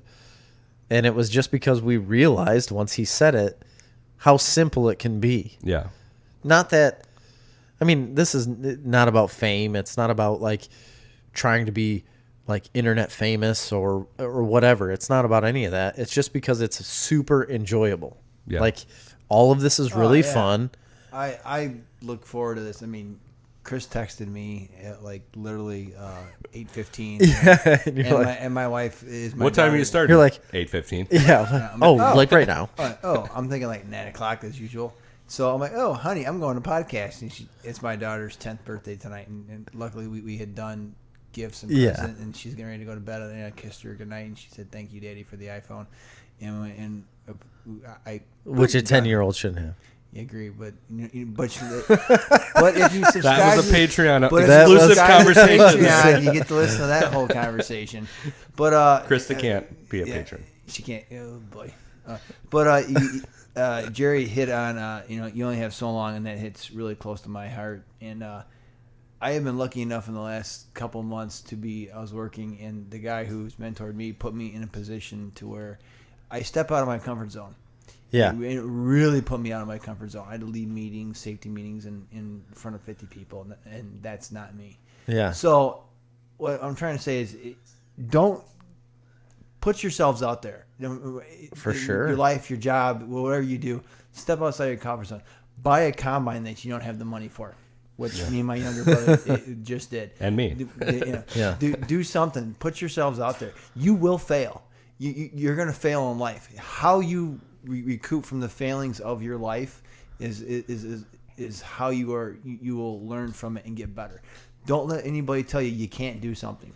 I mean, I think that one of the things with me is like I spent my whole life, being drilled into me my whole life that like all it's about is making money. Like, Yeah. figure out how to make the most money you can. That's all that's important. Everything else is a distraction. That isn't important, but how you make that money is even more important than how in making that money. But no, it's But not it even isn't really always, about that. But- and I just felt like any use of my time that was outside of furthering that goal was shameful. I Right. felt like that. Like that's the way I felt. It goes And back to Mr. Holland's opus. If you take away the arts from children, they'll have nothing to read and write about. and we had shit arts. But yeah, absolutely. Shit arts dude. education. I mean, I had a good music teacher. We had two. And that's great been my music whole teachers. argument about the whole Joker thing is like and we talked about it on our Joker review. Don't bring anything up. Don't spoil anything. Yeah, exactly. But if you I'm just saying, if you start censoring art Yeah. and freedom of speech Well, or we whatever, talk about the violence about that. then I'll it talk about completely that all day. it just completely takes away from what Right. we all basically stand for and what we all want to do. At the end of the day, you want to be You want to express yourself. expressive. And Yes. I really feel like that's why I always had this connection with Kevin Smith, because ever since Clerks, ever since I was a child and growing up through it, like that has made me feel the most in my life like this is just a guy from New Jersey right. that did this. Like he did it. Like I can do that. Like I wanted to go to film school. Like I applied to film school. Like I wanted to do that. That's what I wanted to do. It didn't work out. Didn't happen that way for a variety of reasons. And, you know, like I needed that expression. I played music. I was in bands in high school. Like I did it through music for a while. Like I need a way to express creativity. Yes. And we started writing these comics, and that was the way. That was the way. And then we were doing it, and it was great. Then we started this podcast, and it kind of became the way. It blew up. And, you know, I feel like I still want to do the comics, and I realize we're not doing it as much as we need to. This kind of replaced it. I think it's just people need some kind of an outlet. So there's that aspect to it. But also, like, I never felt like I could be myself. Yeah. Ever. Oh, Yeah. In my entire life. I had no clue I'd be on a podcast with you two talking about comic books and just life in general. Right? Yeah. Like, at all. Me either. It's just, we've talked about it before, too, and I never in my entire life, and I'm not saying I was popular, I had a lot of friends, you know, I'm not saying like I had some sob story, but I never felt like I could be who I wanted to be. I never felt like I could be myself, which I understand for some, and that just, you got to understand, and I understand that this is such a fraction as like pretty upper middle class, pretty popular white male to sit there and feel like I could feel like I couldn't be myself. Yeah. And then you sit there and think about all the people that really feel like they can't be themselves and how torturous that must be. Right. How You know what I torturous mean? it Like, could be. Yeah. People that actually aren't, you know, I don't want to get into like a super political discussion, but, you know, people that really like, they can't be who they want to be. Oh, yeah, and that's horribly bad. And it's so horrible. And when a close friend came out to that, they were homosexual, and that really opened my eyes about how life is short. And I had an experience to me that happened within the last year that opened my eyes. And like you said, your whole being young, you were drilled in your head to make money. And my life was the same thing: make money, get a job, you know, get a truck, pay it off, get a house. And looking back in the last 3 years, the vacations that we've taken together, me and Chris and Jerry, because you capped out on one of them, but whatever. Yeah, he totally Which did. one? The Mexico. I was literally building a house at the time. But Like, what? How is that a cop-out? The one thing I can tell to the listeners and especially younger people who are just coming into their own, don't worry about possessions. They come. Go do stuff. Go experience. There's a young engineer in our plant, and I hope I've told him about the podcast, and I hope he's listening. He goes at least to 3 trips a year. He goes to like Thailand. He speaks very fluent Spanish, and he loves Latin music. And I'm so jealous to be 23 years old, to be able to travel the world and speak fluent Spanish and go and just do what you want when you want. And that's why I tell. Life is not about possessions. It is about experiences. And this is what I love about this podcast, because it's an experience for me. I'll never forget it no matter what happens to me. But go out there, just do stuff. Get off your porch, get out of your garage, get out there and do it. Yeah. And it's a very small thing, you know, like it can be a very small thing like what we're doing. It doesn't have to be something huge. No. And I was fortunate, like, to get to do a lot of cool stuff when I was, you know, we traveled. You know, I traveled a lot. I've been all over the world. But for me, the podcast was more like just being able to express myself, an outlet, but also like frustration, I guess, from decades of like, and nobody outright saying like, don't do that. That's not cool. Yeah. But you do it to yourself. You know what I mean? You do it to yourself. And We did it to ourselves. You want to watch X-Men. What do you mean watch X-Men? Don't we watch X-Men? you know, it's perfect having you here for this, because that's one of the most common things I hear is like, I would have no idea dude would be in any of this. I'm like, well, why? Well, yeah, why? Oh, because why? Because he was a football player? Because he was this or that? Because he's so handsome? Yeah. Because of his jawline? Yeah. It's like, you know Because what? of his non-receding hairline? No, it's receding, Jerry. It's combed it? up. It's Oh, combed okay. up. You know, but that gets to my point. Like, you're just as much of a nerd as I am any a of nerd. us. Oh, I'm a. And when I figured that out, it blew me away too, to be honest. I was like, Oh, man. what? Are you serious? Yeah. And, you know, it's been a while ago now, but it almost, is. and I've said this before in the podcast, it almost makes you angry that the nerd culture has become the popular culture, because for people like us, It's great because we get to see all this amazing stuff. Well, So we're like having our time now. But for people that live through other, right. you're Yeah. like, God damn it. You know what I Yes. mean? Like, I told everybody this was cool. You know, We tried to tell you this was cool. So it's been years for that to happen, though. Well, and yeah, then obviously. and then Martin Scorsese gives shit that says that Marvel films aren't actual cinema. Yeah. Well, Which is just setting back. He can shove it. Yeah, I agree because He can keep making movies. I still that get shove it. teary-eyed in Endgame when at the very beginning when you see Tony Stark's daughter and you know how it's hey going to man. end. Well, I that's- love The Departed, but I like Endgame better. Exactly. Yeah, Well, yeah. and so a perfect example of this is in a previous episode that we put out with Tim McDonald when he had. Yeah. So he was in an earlier episode, and it was episode 35. He talked about how he had finally went and started watching Marvel movies. And then we brought him back on, and he finally finished all the Marvel movies and said, he's like, I didn't realize. He said he thought it was like this big blockbuster, like, blow 'em up movie. He didn't realize the story was there. He didn't realize there was an emotional aspect that brought you in, and you had a love for each individual character because of the movies you have just watched before. And then seeing like what happens at the end, he's like, I didn't think you could have that Yeah. with this type of movie. You can. Yeah. And it's all been written before. It's all been written in books before. Yeah.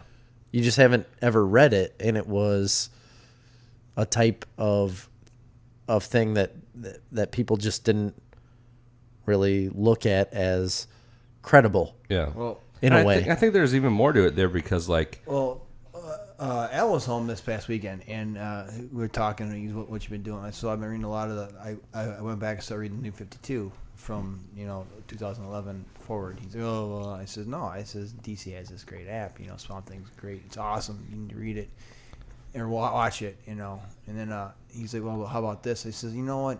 Do you have Comixology? He goes, no, because Al hadn't read a comic book in like 5 years. I'm like, they're all digital now. I go, DC and their app has, and so he got on my iPad and he started flipping through stuff. And he's like, his mind was blown yeah, that the availability. they're Yeah, that He's it's like, oh my all God, there. I didn't realize this was here. And then he's texted me last night. He's like, this is great. Comixology is awesome. It's just Isn't it incredible? It's Oh. incredible. yeah. Well, I'm not a huge Comixology fan. I love my it. issue Well, with just- Comixology is they'll give you the first 3 issues and then they're like, buy more. Yeah, that's Well, you're talking about unlimited. yeah. yeah. I just buy all mine. 'Cause Yeah, it is what it is. Yeah. I have The Last Night on Earth waiting to read. I haven't read it yet. I haven't either. Yeah. So No, but I think that's another big thing too. Like, is you talk about the emotional beats of these movies, and then like the comics oh man, and stuff. Like, I just think back about like Death this- of the Family. the weird- ending of that. It's like, oh my God. Oh yeah, we went in depth on that one. Yeah. And I think that's a big thing that like we talk about, but I think Kevin Smith started it for me. But we talk about a lot, and I get a lot of response from people from is we talk about how things like emotionally affect us, Yes. and that's not something that when we were growing up you would ever No, say. you wouldn't You commonly would hear that. never ever say that.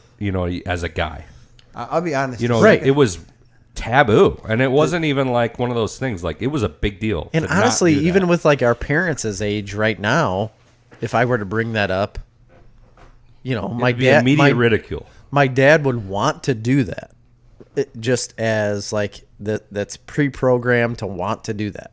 Yeah. But I think he understands now that, I also do have emotion, Yeah.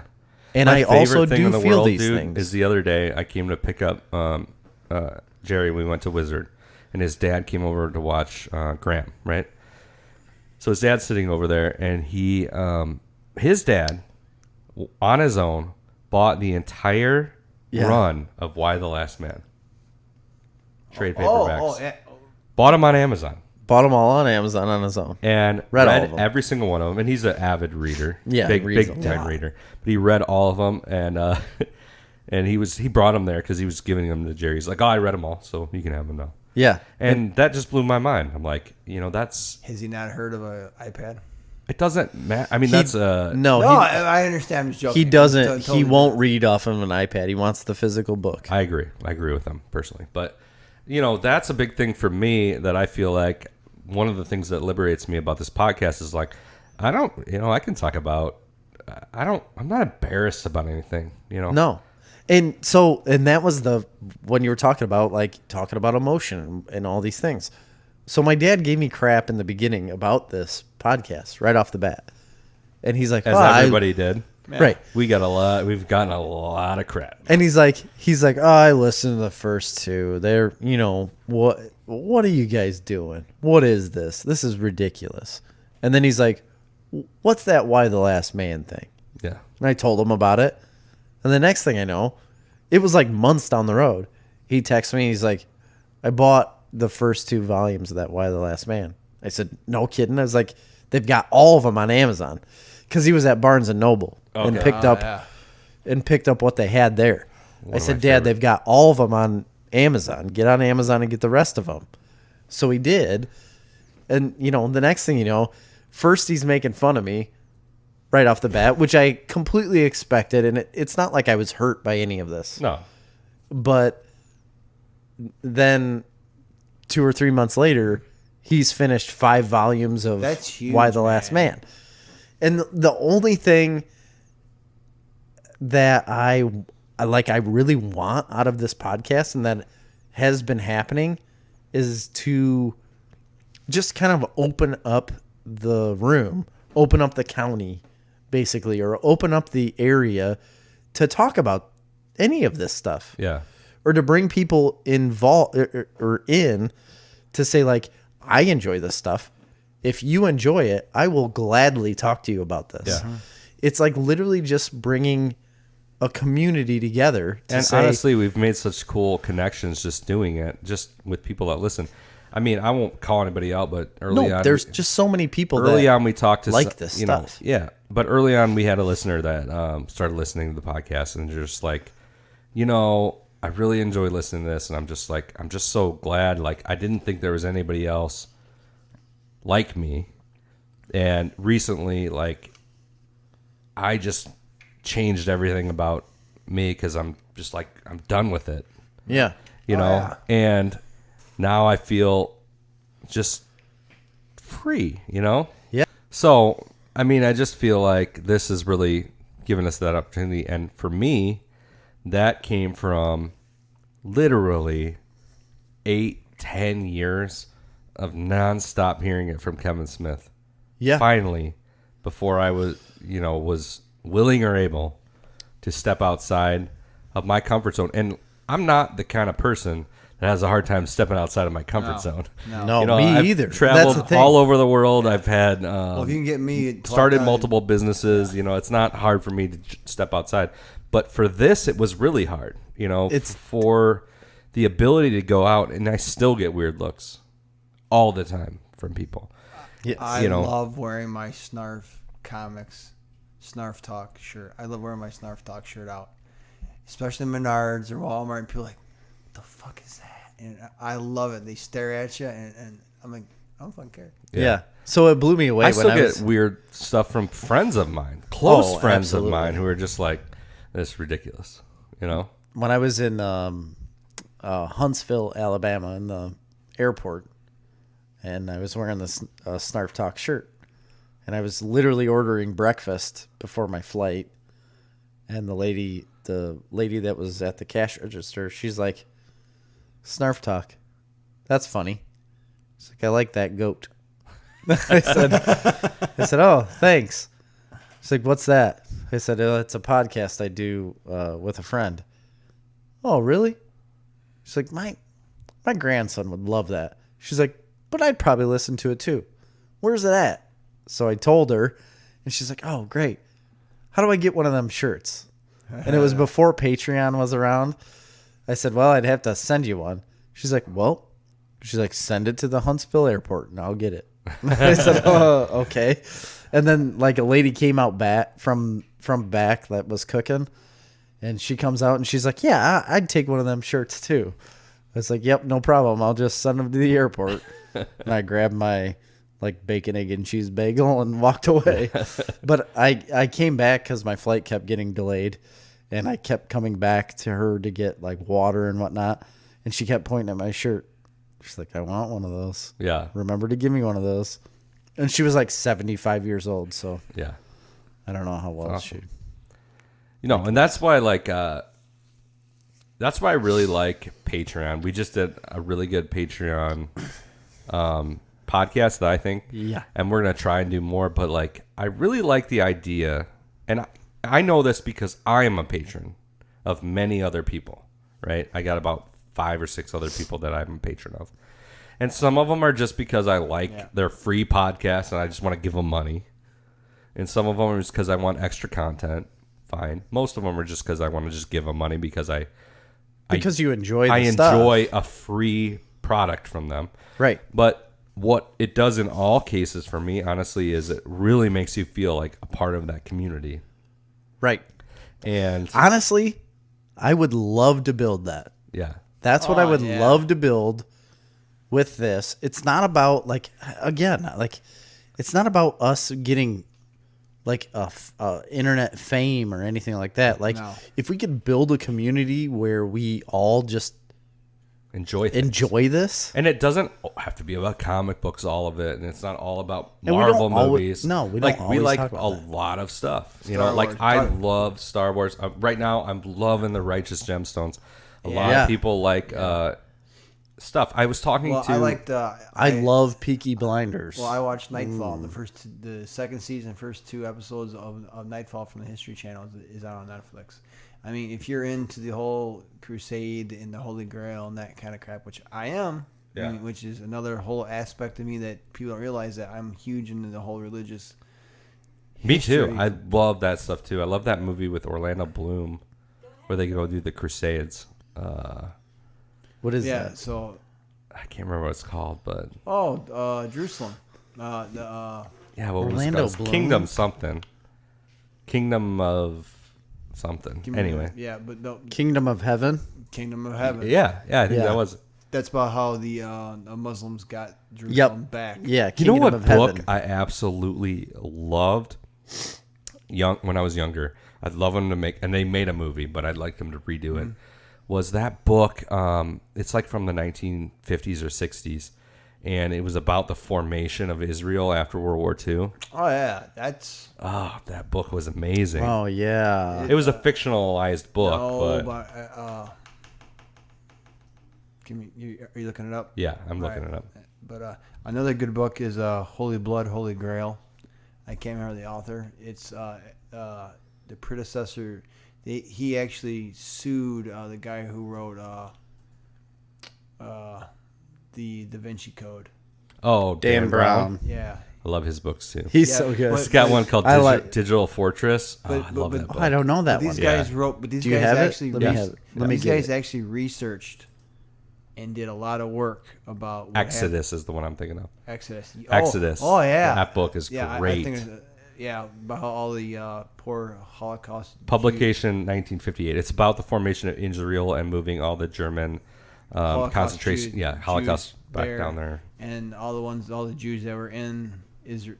Well, at the time it was not Israel, but they hated them and they were all transplants. Yeah, that's a good book. Al read it, and I have not. I read part of it. I think I read it I feel bad, I in should high read- school English class actually. I've never learned to read. So, But yeah, But- my point being was we can talk about all kinds of this. It's funny, the other day this got brought up to me because I was at your house, and I was talking to your mother-in-law. All right. Oh, Nanny. I was talking to Nan at your table, and me and Nan were just having a great time. We were talking about all the shows we liked. She watches a lot of TV. Yeah. Oh yeah. You know, she watches all kinds of things. I watch everything, obviously. She watches everything, basically. And we're talking about this show, that show. And I could just tell, like, she wanted to talk about it. Like, she wanted to talk about these shows. She wanted to talk about, but she felt guilty. Like, she felt like, and she said it several times. She's like, I shouldn't watch this much TV. Like, I understand I shouldn't be watching all this TV. And I'm like, that's the thing. and right I turned there. to her, I said, I love TV. And I don't Yeah. give a shit. Like, I love it. I love That's the talking thing. about it. I love watching it, and you shouldn't feel ashamed about it. I said that to her. So and many people after feel that way, though. The conversation got even better. She's 60 plus years old. She's pretty much she's retired. retired. You know, what is So she many doing? people feel the way of like, you shouldn't watch too much TV and you shouldn't read this much. And you shouldn't like it. It's all about like, oh, well, I sit around too much. No, I mean, you don't. I understand It's that you good shouldn't to be just sit in front of a active. TV Yeah. 24/7. Like, I get that. But having a show you watch, or having multiple shows you watch, or having multiple books you read is not a bad thing. And it isn't. Well, It's just because you're reading a book, it's not better than watching a show. That's another thing that gets me is people like, right. oh, yeah, they'll judge you for watching TV show, but they read 20 novels a month, and that's fine because they're reading. Right, I'm reading. You know, it's just like, you know what? What is the point of life, right? You do what you enjoy. And fuck everything Entertainment, else. right? You know? Isn't that The point of life is doing what you want to do. well, and being doing what entertained you and entertaining enjoy. other That's people? what I'm saying. and- Like, what If I you wanted- want to do. Well, if I did what I wanted to do, I wouldn't be married anymore because my wife would divorce me if I went out drinking every night. And, Right, that's- I guess that's true. You know, chase women. What I like doing is coming home, talking to my kids, seeing how their day was, and you know, blah blah blah. You know. Yeah.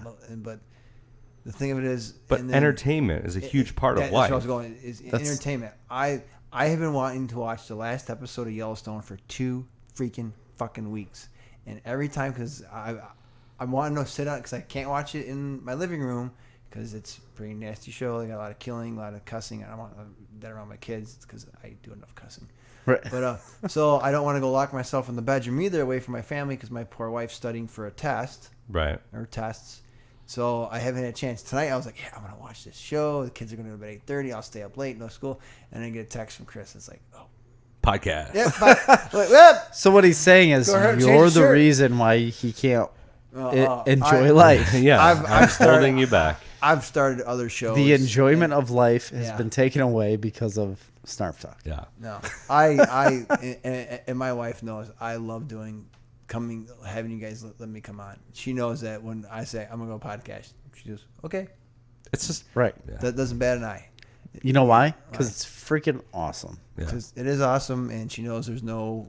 And also, There's we no women invite here. anybody Yeah. on the show, basically. Especially if you subscribe to Patreon Yeah, I really want to get Ian on here. to a certain point. He's being he a- bashful. Yeah, we could get Ian on here. Hey, that's he what- loves. That's just what I talked about. It's a huge jump to Actually, he gave me a little bit of news the other day that So- I didn't know about. He So- loves what's Svengoolie. Svengoolie. He's obsessed who with Svengoolie. doesn't love Swengoolie? But he's a true super fan. Like everybody likes Svengoolie. He is a super Svengoolie. He is, and Svengoolie is coming to the DC universe in a comic book run. I think he's been in some comics before. I'm sure that he has. Maybe he has, but like recently, Okay. just coming up, there's a DC run with Svengoolie in it, and Berwin. and I wasn't aware of it, and he went somewhere and took a picture of. Yeah, he was at New York Comic Con, I think, or one of the Comic Cons last weekend. Rich, He was in New York. Rich Coes. No, Svengoolie. Oh, No, I was talking Yeah, about okay. Ian. Yeah, okay. Ian took a picture or had a picture of Svengoolie at a DC booth and said, like, just seeing if you were aware of this. yeah. He's I was actually- not. The guy we know as Svengoolie is actually Rich Coes. He's the son of Svengoolie. The original one is, I don't know if he retired or what, but Dad talks about Svengoolie. He was on 32 or something. I think it was on Channel 9. Was it? Well, Is it WGN. 9? Yeah, I think it was on WGN, maybe. No, I thought it was Channel 50 UPN. Could've been. that's Yeah, it where might it have used to been be. But 50. the guy who plays him was actually a weatherman from Fox 32. Oh, called Rich okay. Coes. Remember the Coes Zone? It was after school. No. No. Okay, No. I'm old. But No, I was never a 32 fan. yeah. But so I'm looking here. Fox at the after school was like Life with Louie and Yep. Bobby's Well, World. Bobby's World. Bobby's World I did watch. Yeah, I watched a lot of Bobby's Bobby's World, World. man. That was on I'm Fox. saying Those for are news. both Fox shows. Yeah. For So- news, I didn't watch 32. I'm looking here at the Patreon. So, a Snarf? Surf. Yeah. So, oh shit, and then you got the Vassal. Sorry, Yeah, Vassal. which is 5. That's where you get the bonus podcast material. Okay. Yes. And then a knight. What do you get when you're a knight? You get all the above, plus you get T-shirts. Anytime we come out with a T-shirt, you just get one. You get do. one off the bat, and then you get one every time we come And out with a new then one. the Duke or Duchess, which Erica is one. Yeah, that's the cool one. That's a monthly subscription box. So we send you a bundle of Snarf. Mm-hmm. Bundle of Snarf, man. You Anything can't go that, wrong. Yeah, anything that we find interesting. It could be comics. It's probably going to be comics. Cool. We'll send you comics every Yeah, month. absolutely. So it's bi-monthly. So it's every month, but we send it every other month just to save on shipping. Cool. And then you got the Lord or Lady. Got any of them yet? No. So then you got the King Queen, which is $100 a month. But Lord and Lady is a premium upgraded bundle of Snarf. Yeah. So that's like, I don't even know how to explain it right now. So It's if like, I became a king or queen, and then you guys gave me shit, and then I quit, I could say I'm the only king or queen of Snarf. yeah, you would. You I mean, absolutely would yeah. be.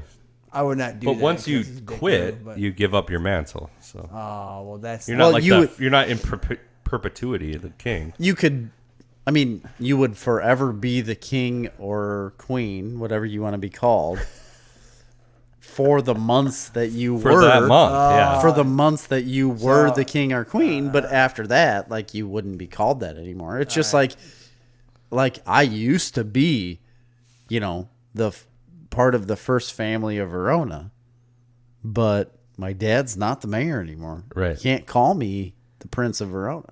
Right. I thought you were gonna say the Prowler because you No, still. but- Oh no, No, I'm he's still still the absolutely Prowler, yeah. the Prowler. I still prowl Verona, but I'm not the prince anymore Yeah. because the old man ain't the king. You know That's what I'm right. saying? You know what I'm saying? No, I don't. So He's to not bring the it mayor. all back. He's not the mayor anymore. That's what I'm saying. Kevin Smith. That's what started all this. Yeah. That's why it's happening. And pretty It is. soon, me and Jerry are taking a road trip Road trip. to the Chicago premiere of Jay and Silent Bob reboot. We have an extra ticket if you're interested in going, dude. When we going? Oh, we do. Yeah. I forgot about that. When we going? October 21st? It's on a Monday. Oh, let me check my calendar. Is it October 21st? And we get home super late, so It's on a it Monday. might not work with your work schedule. Well, I can always take the day off. But yeah, we're super excited about that, and that's why we decided to do this episode. And I think we're at the end of it. Oh. What do We you think? are. There's not much more to cover. So, yeah. For Snarf Talk this week. I'm Jerry. And I'm Chris. And I'm dude. See ya. See ya.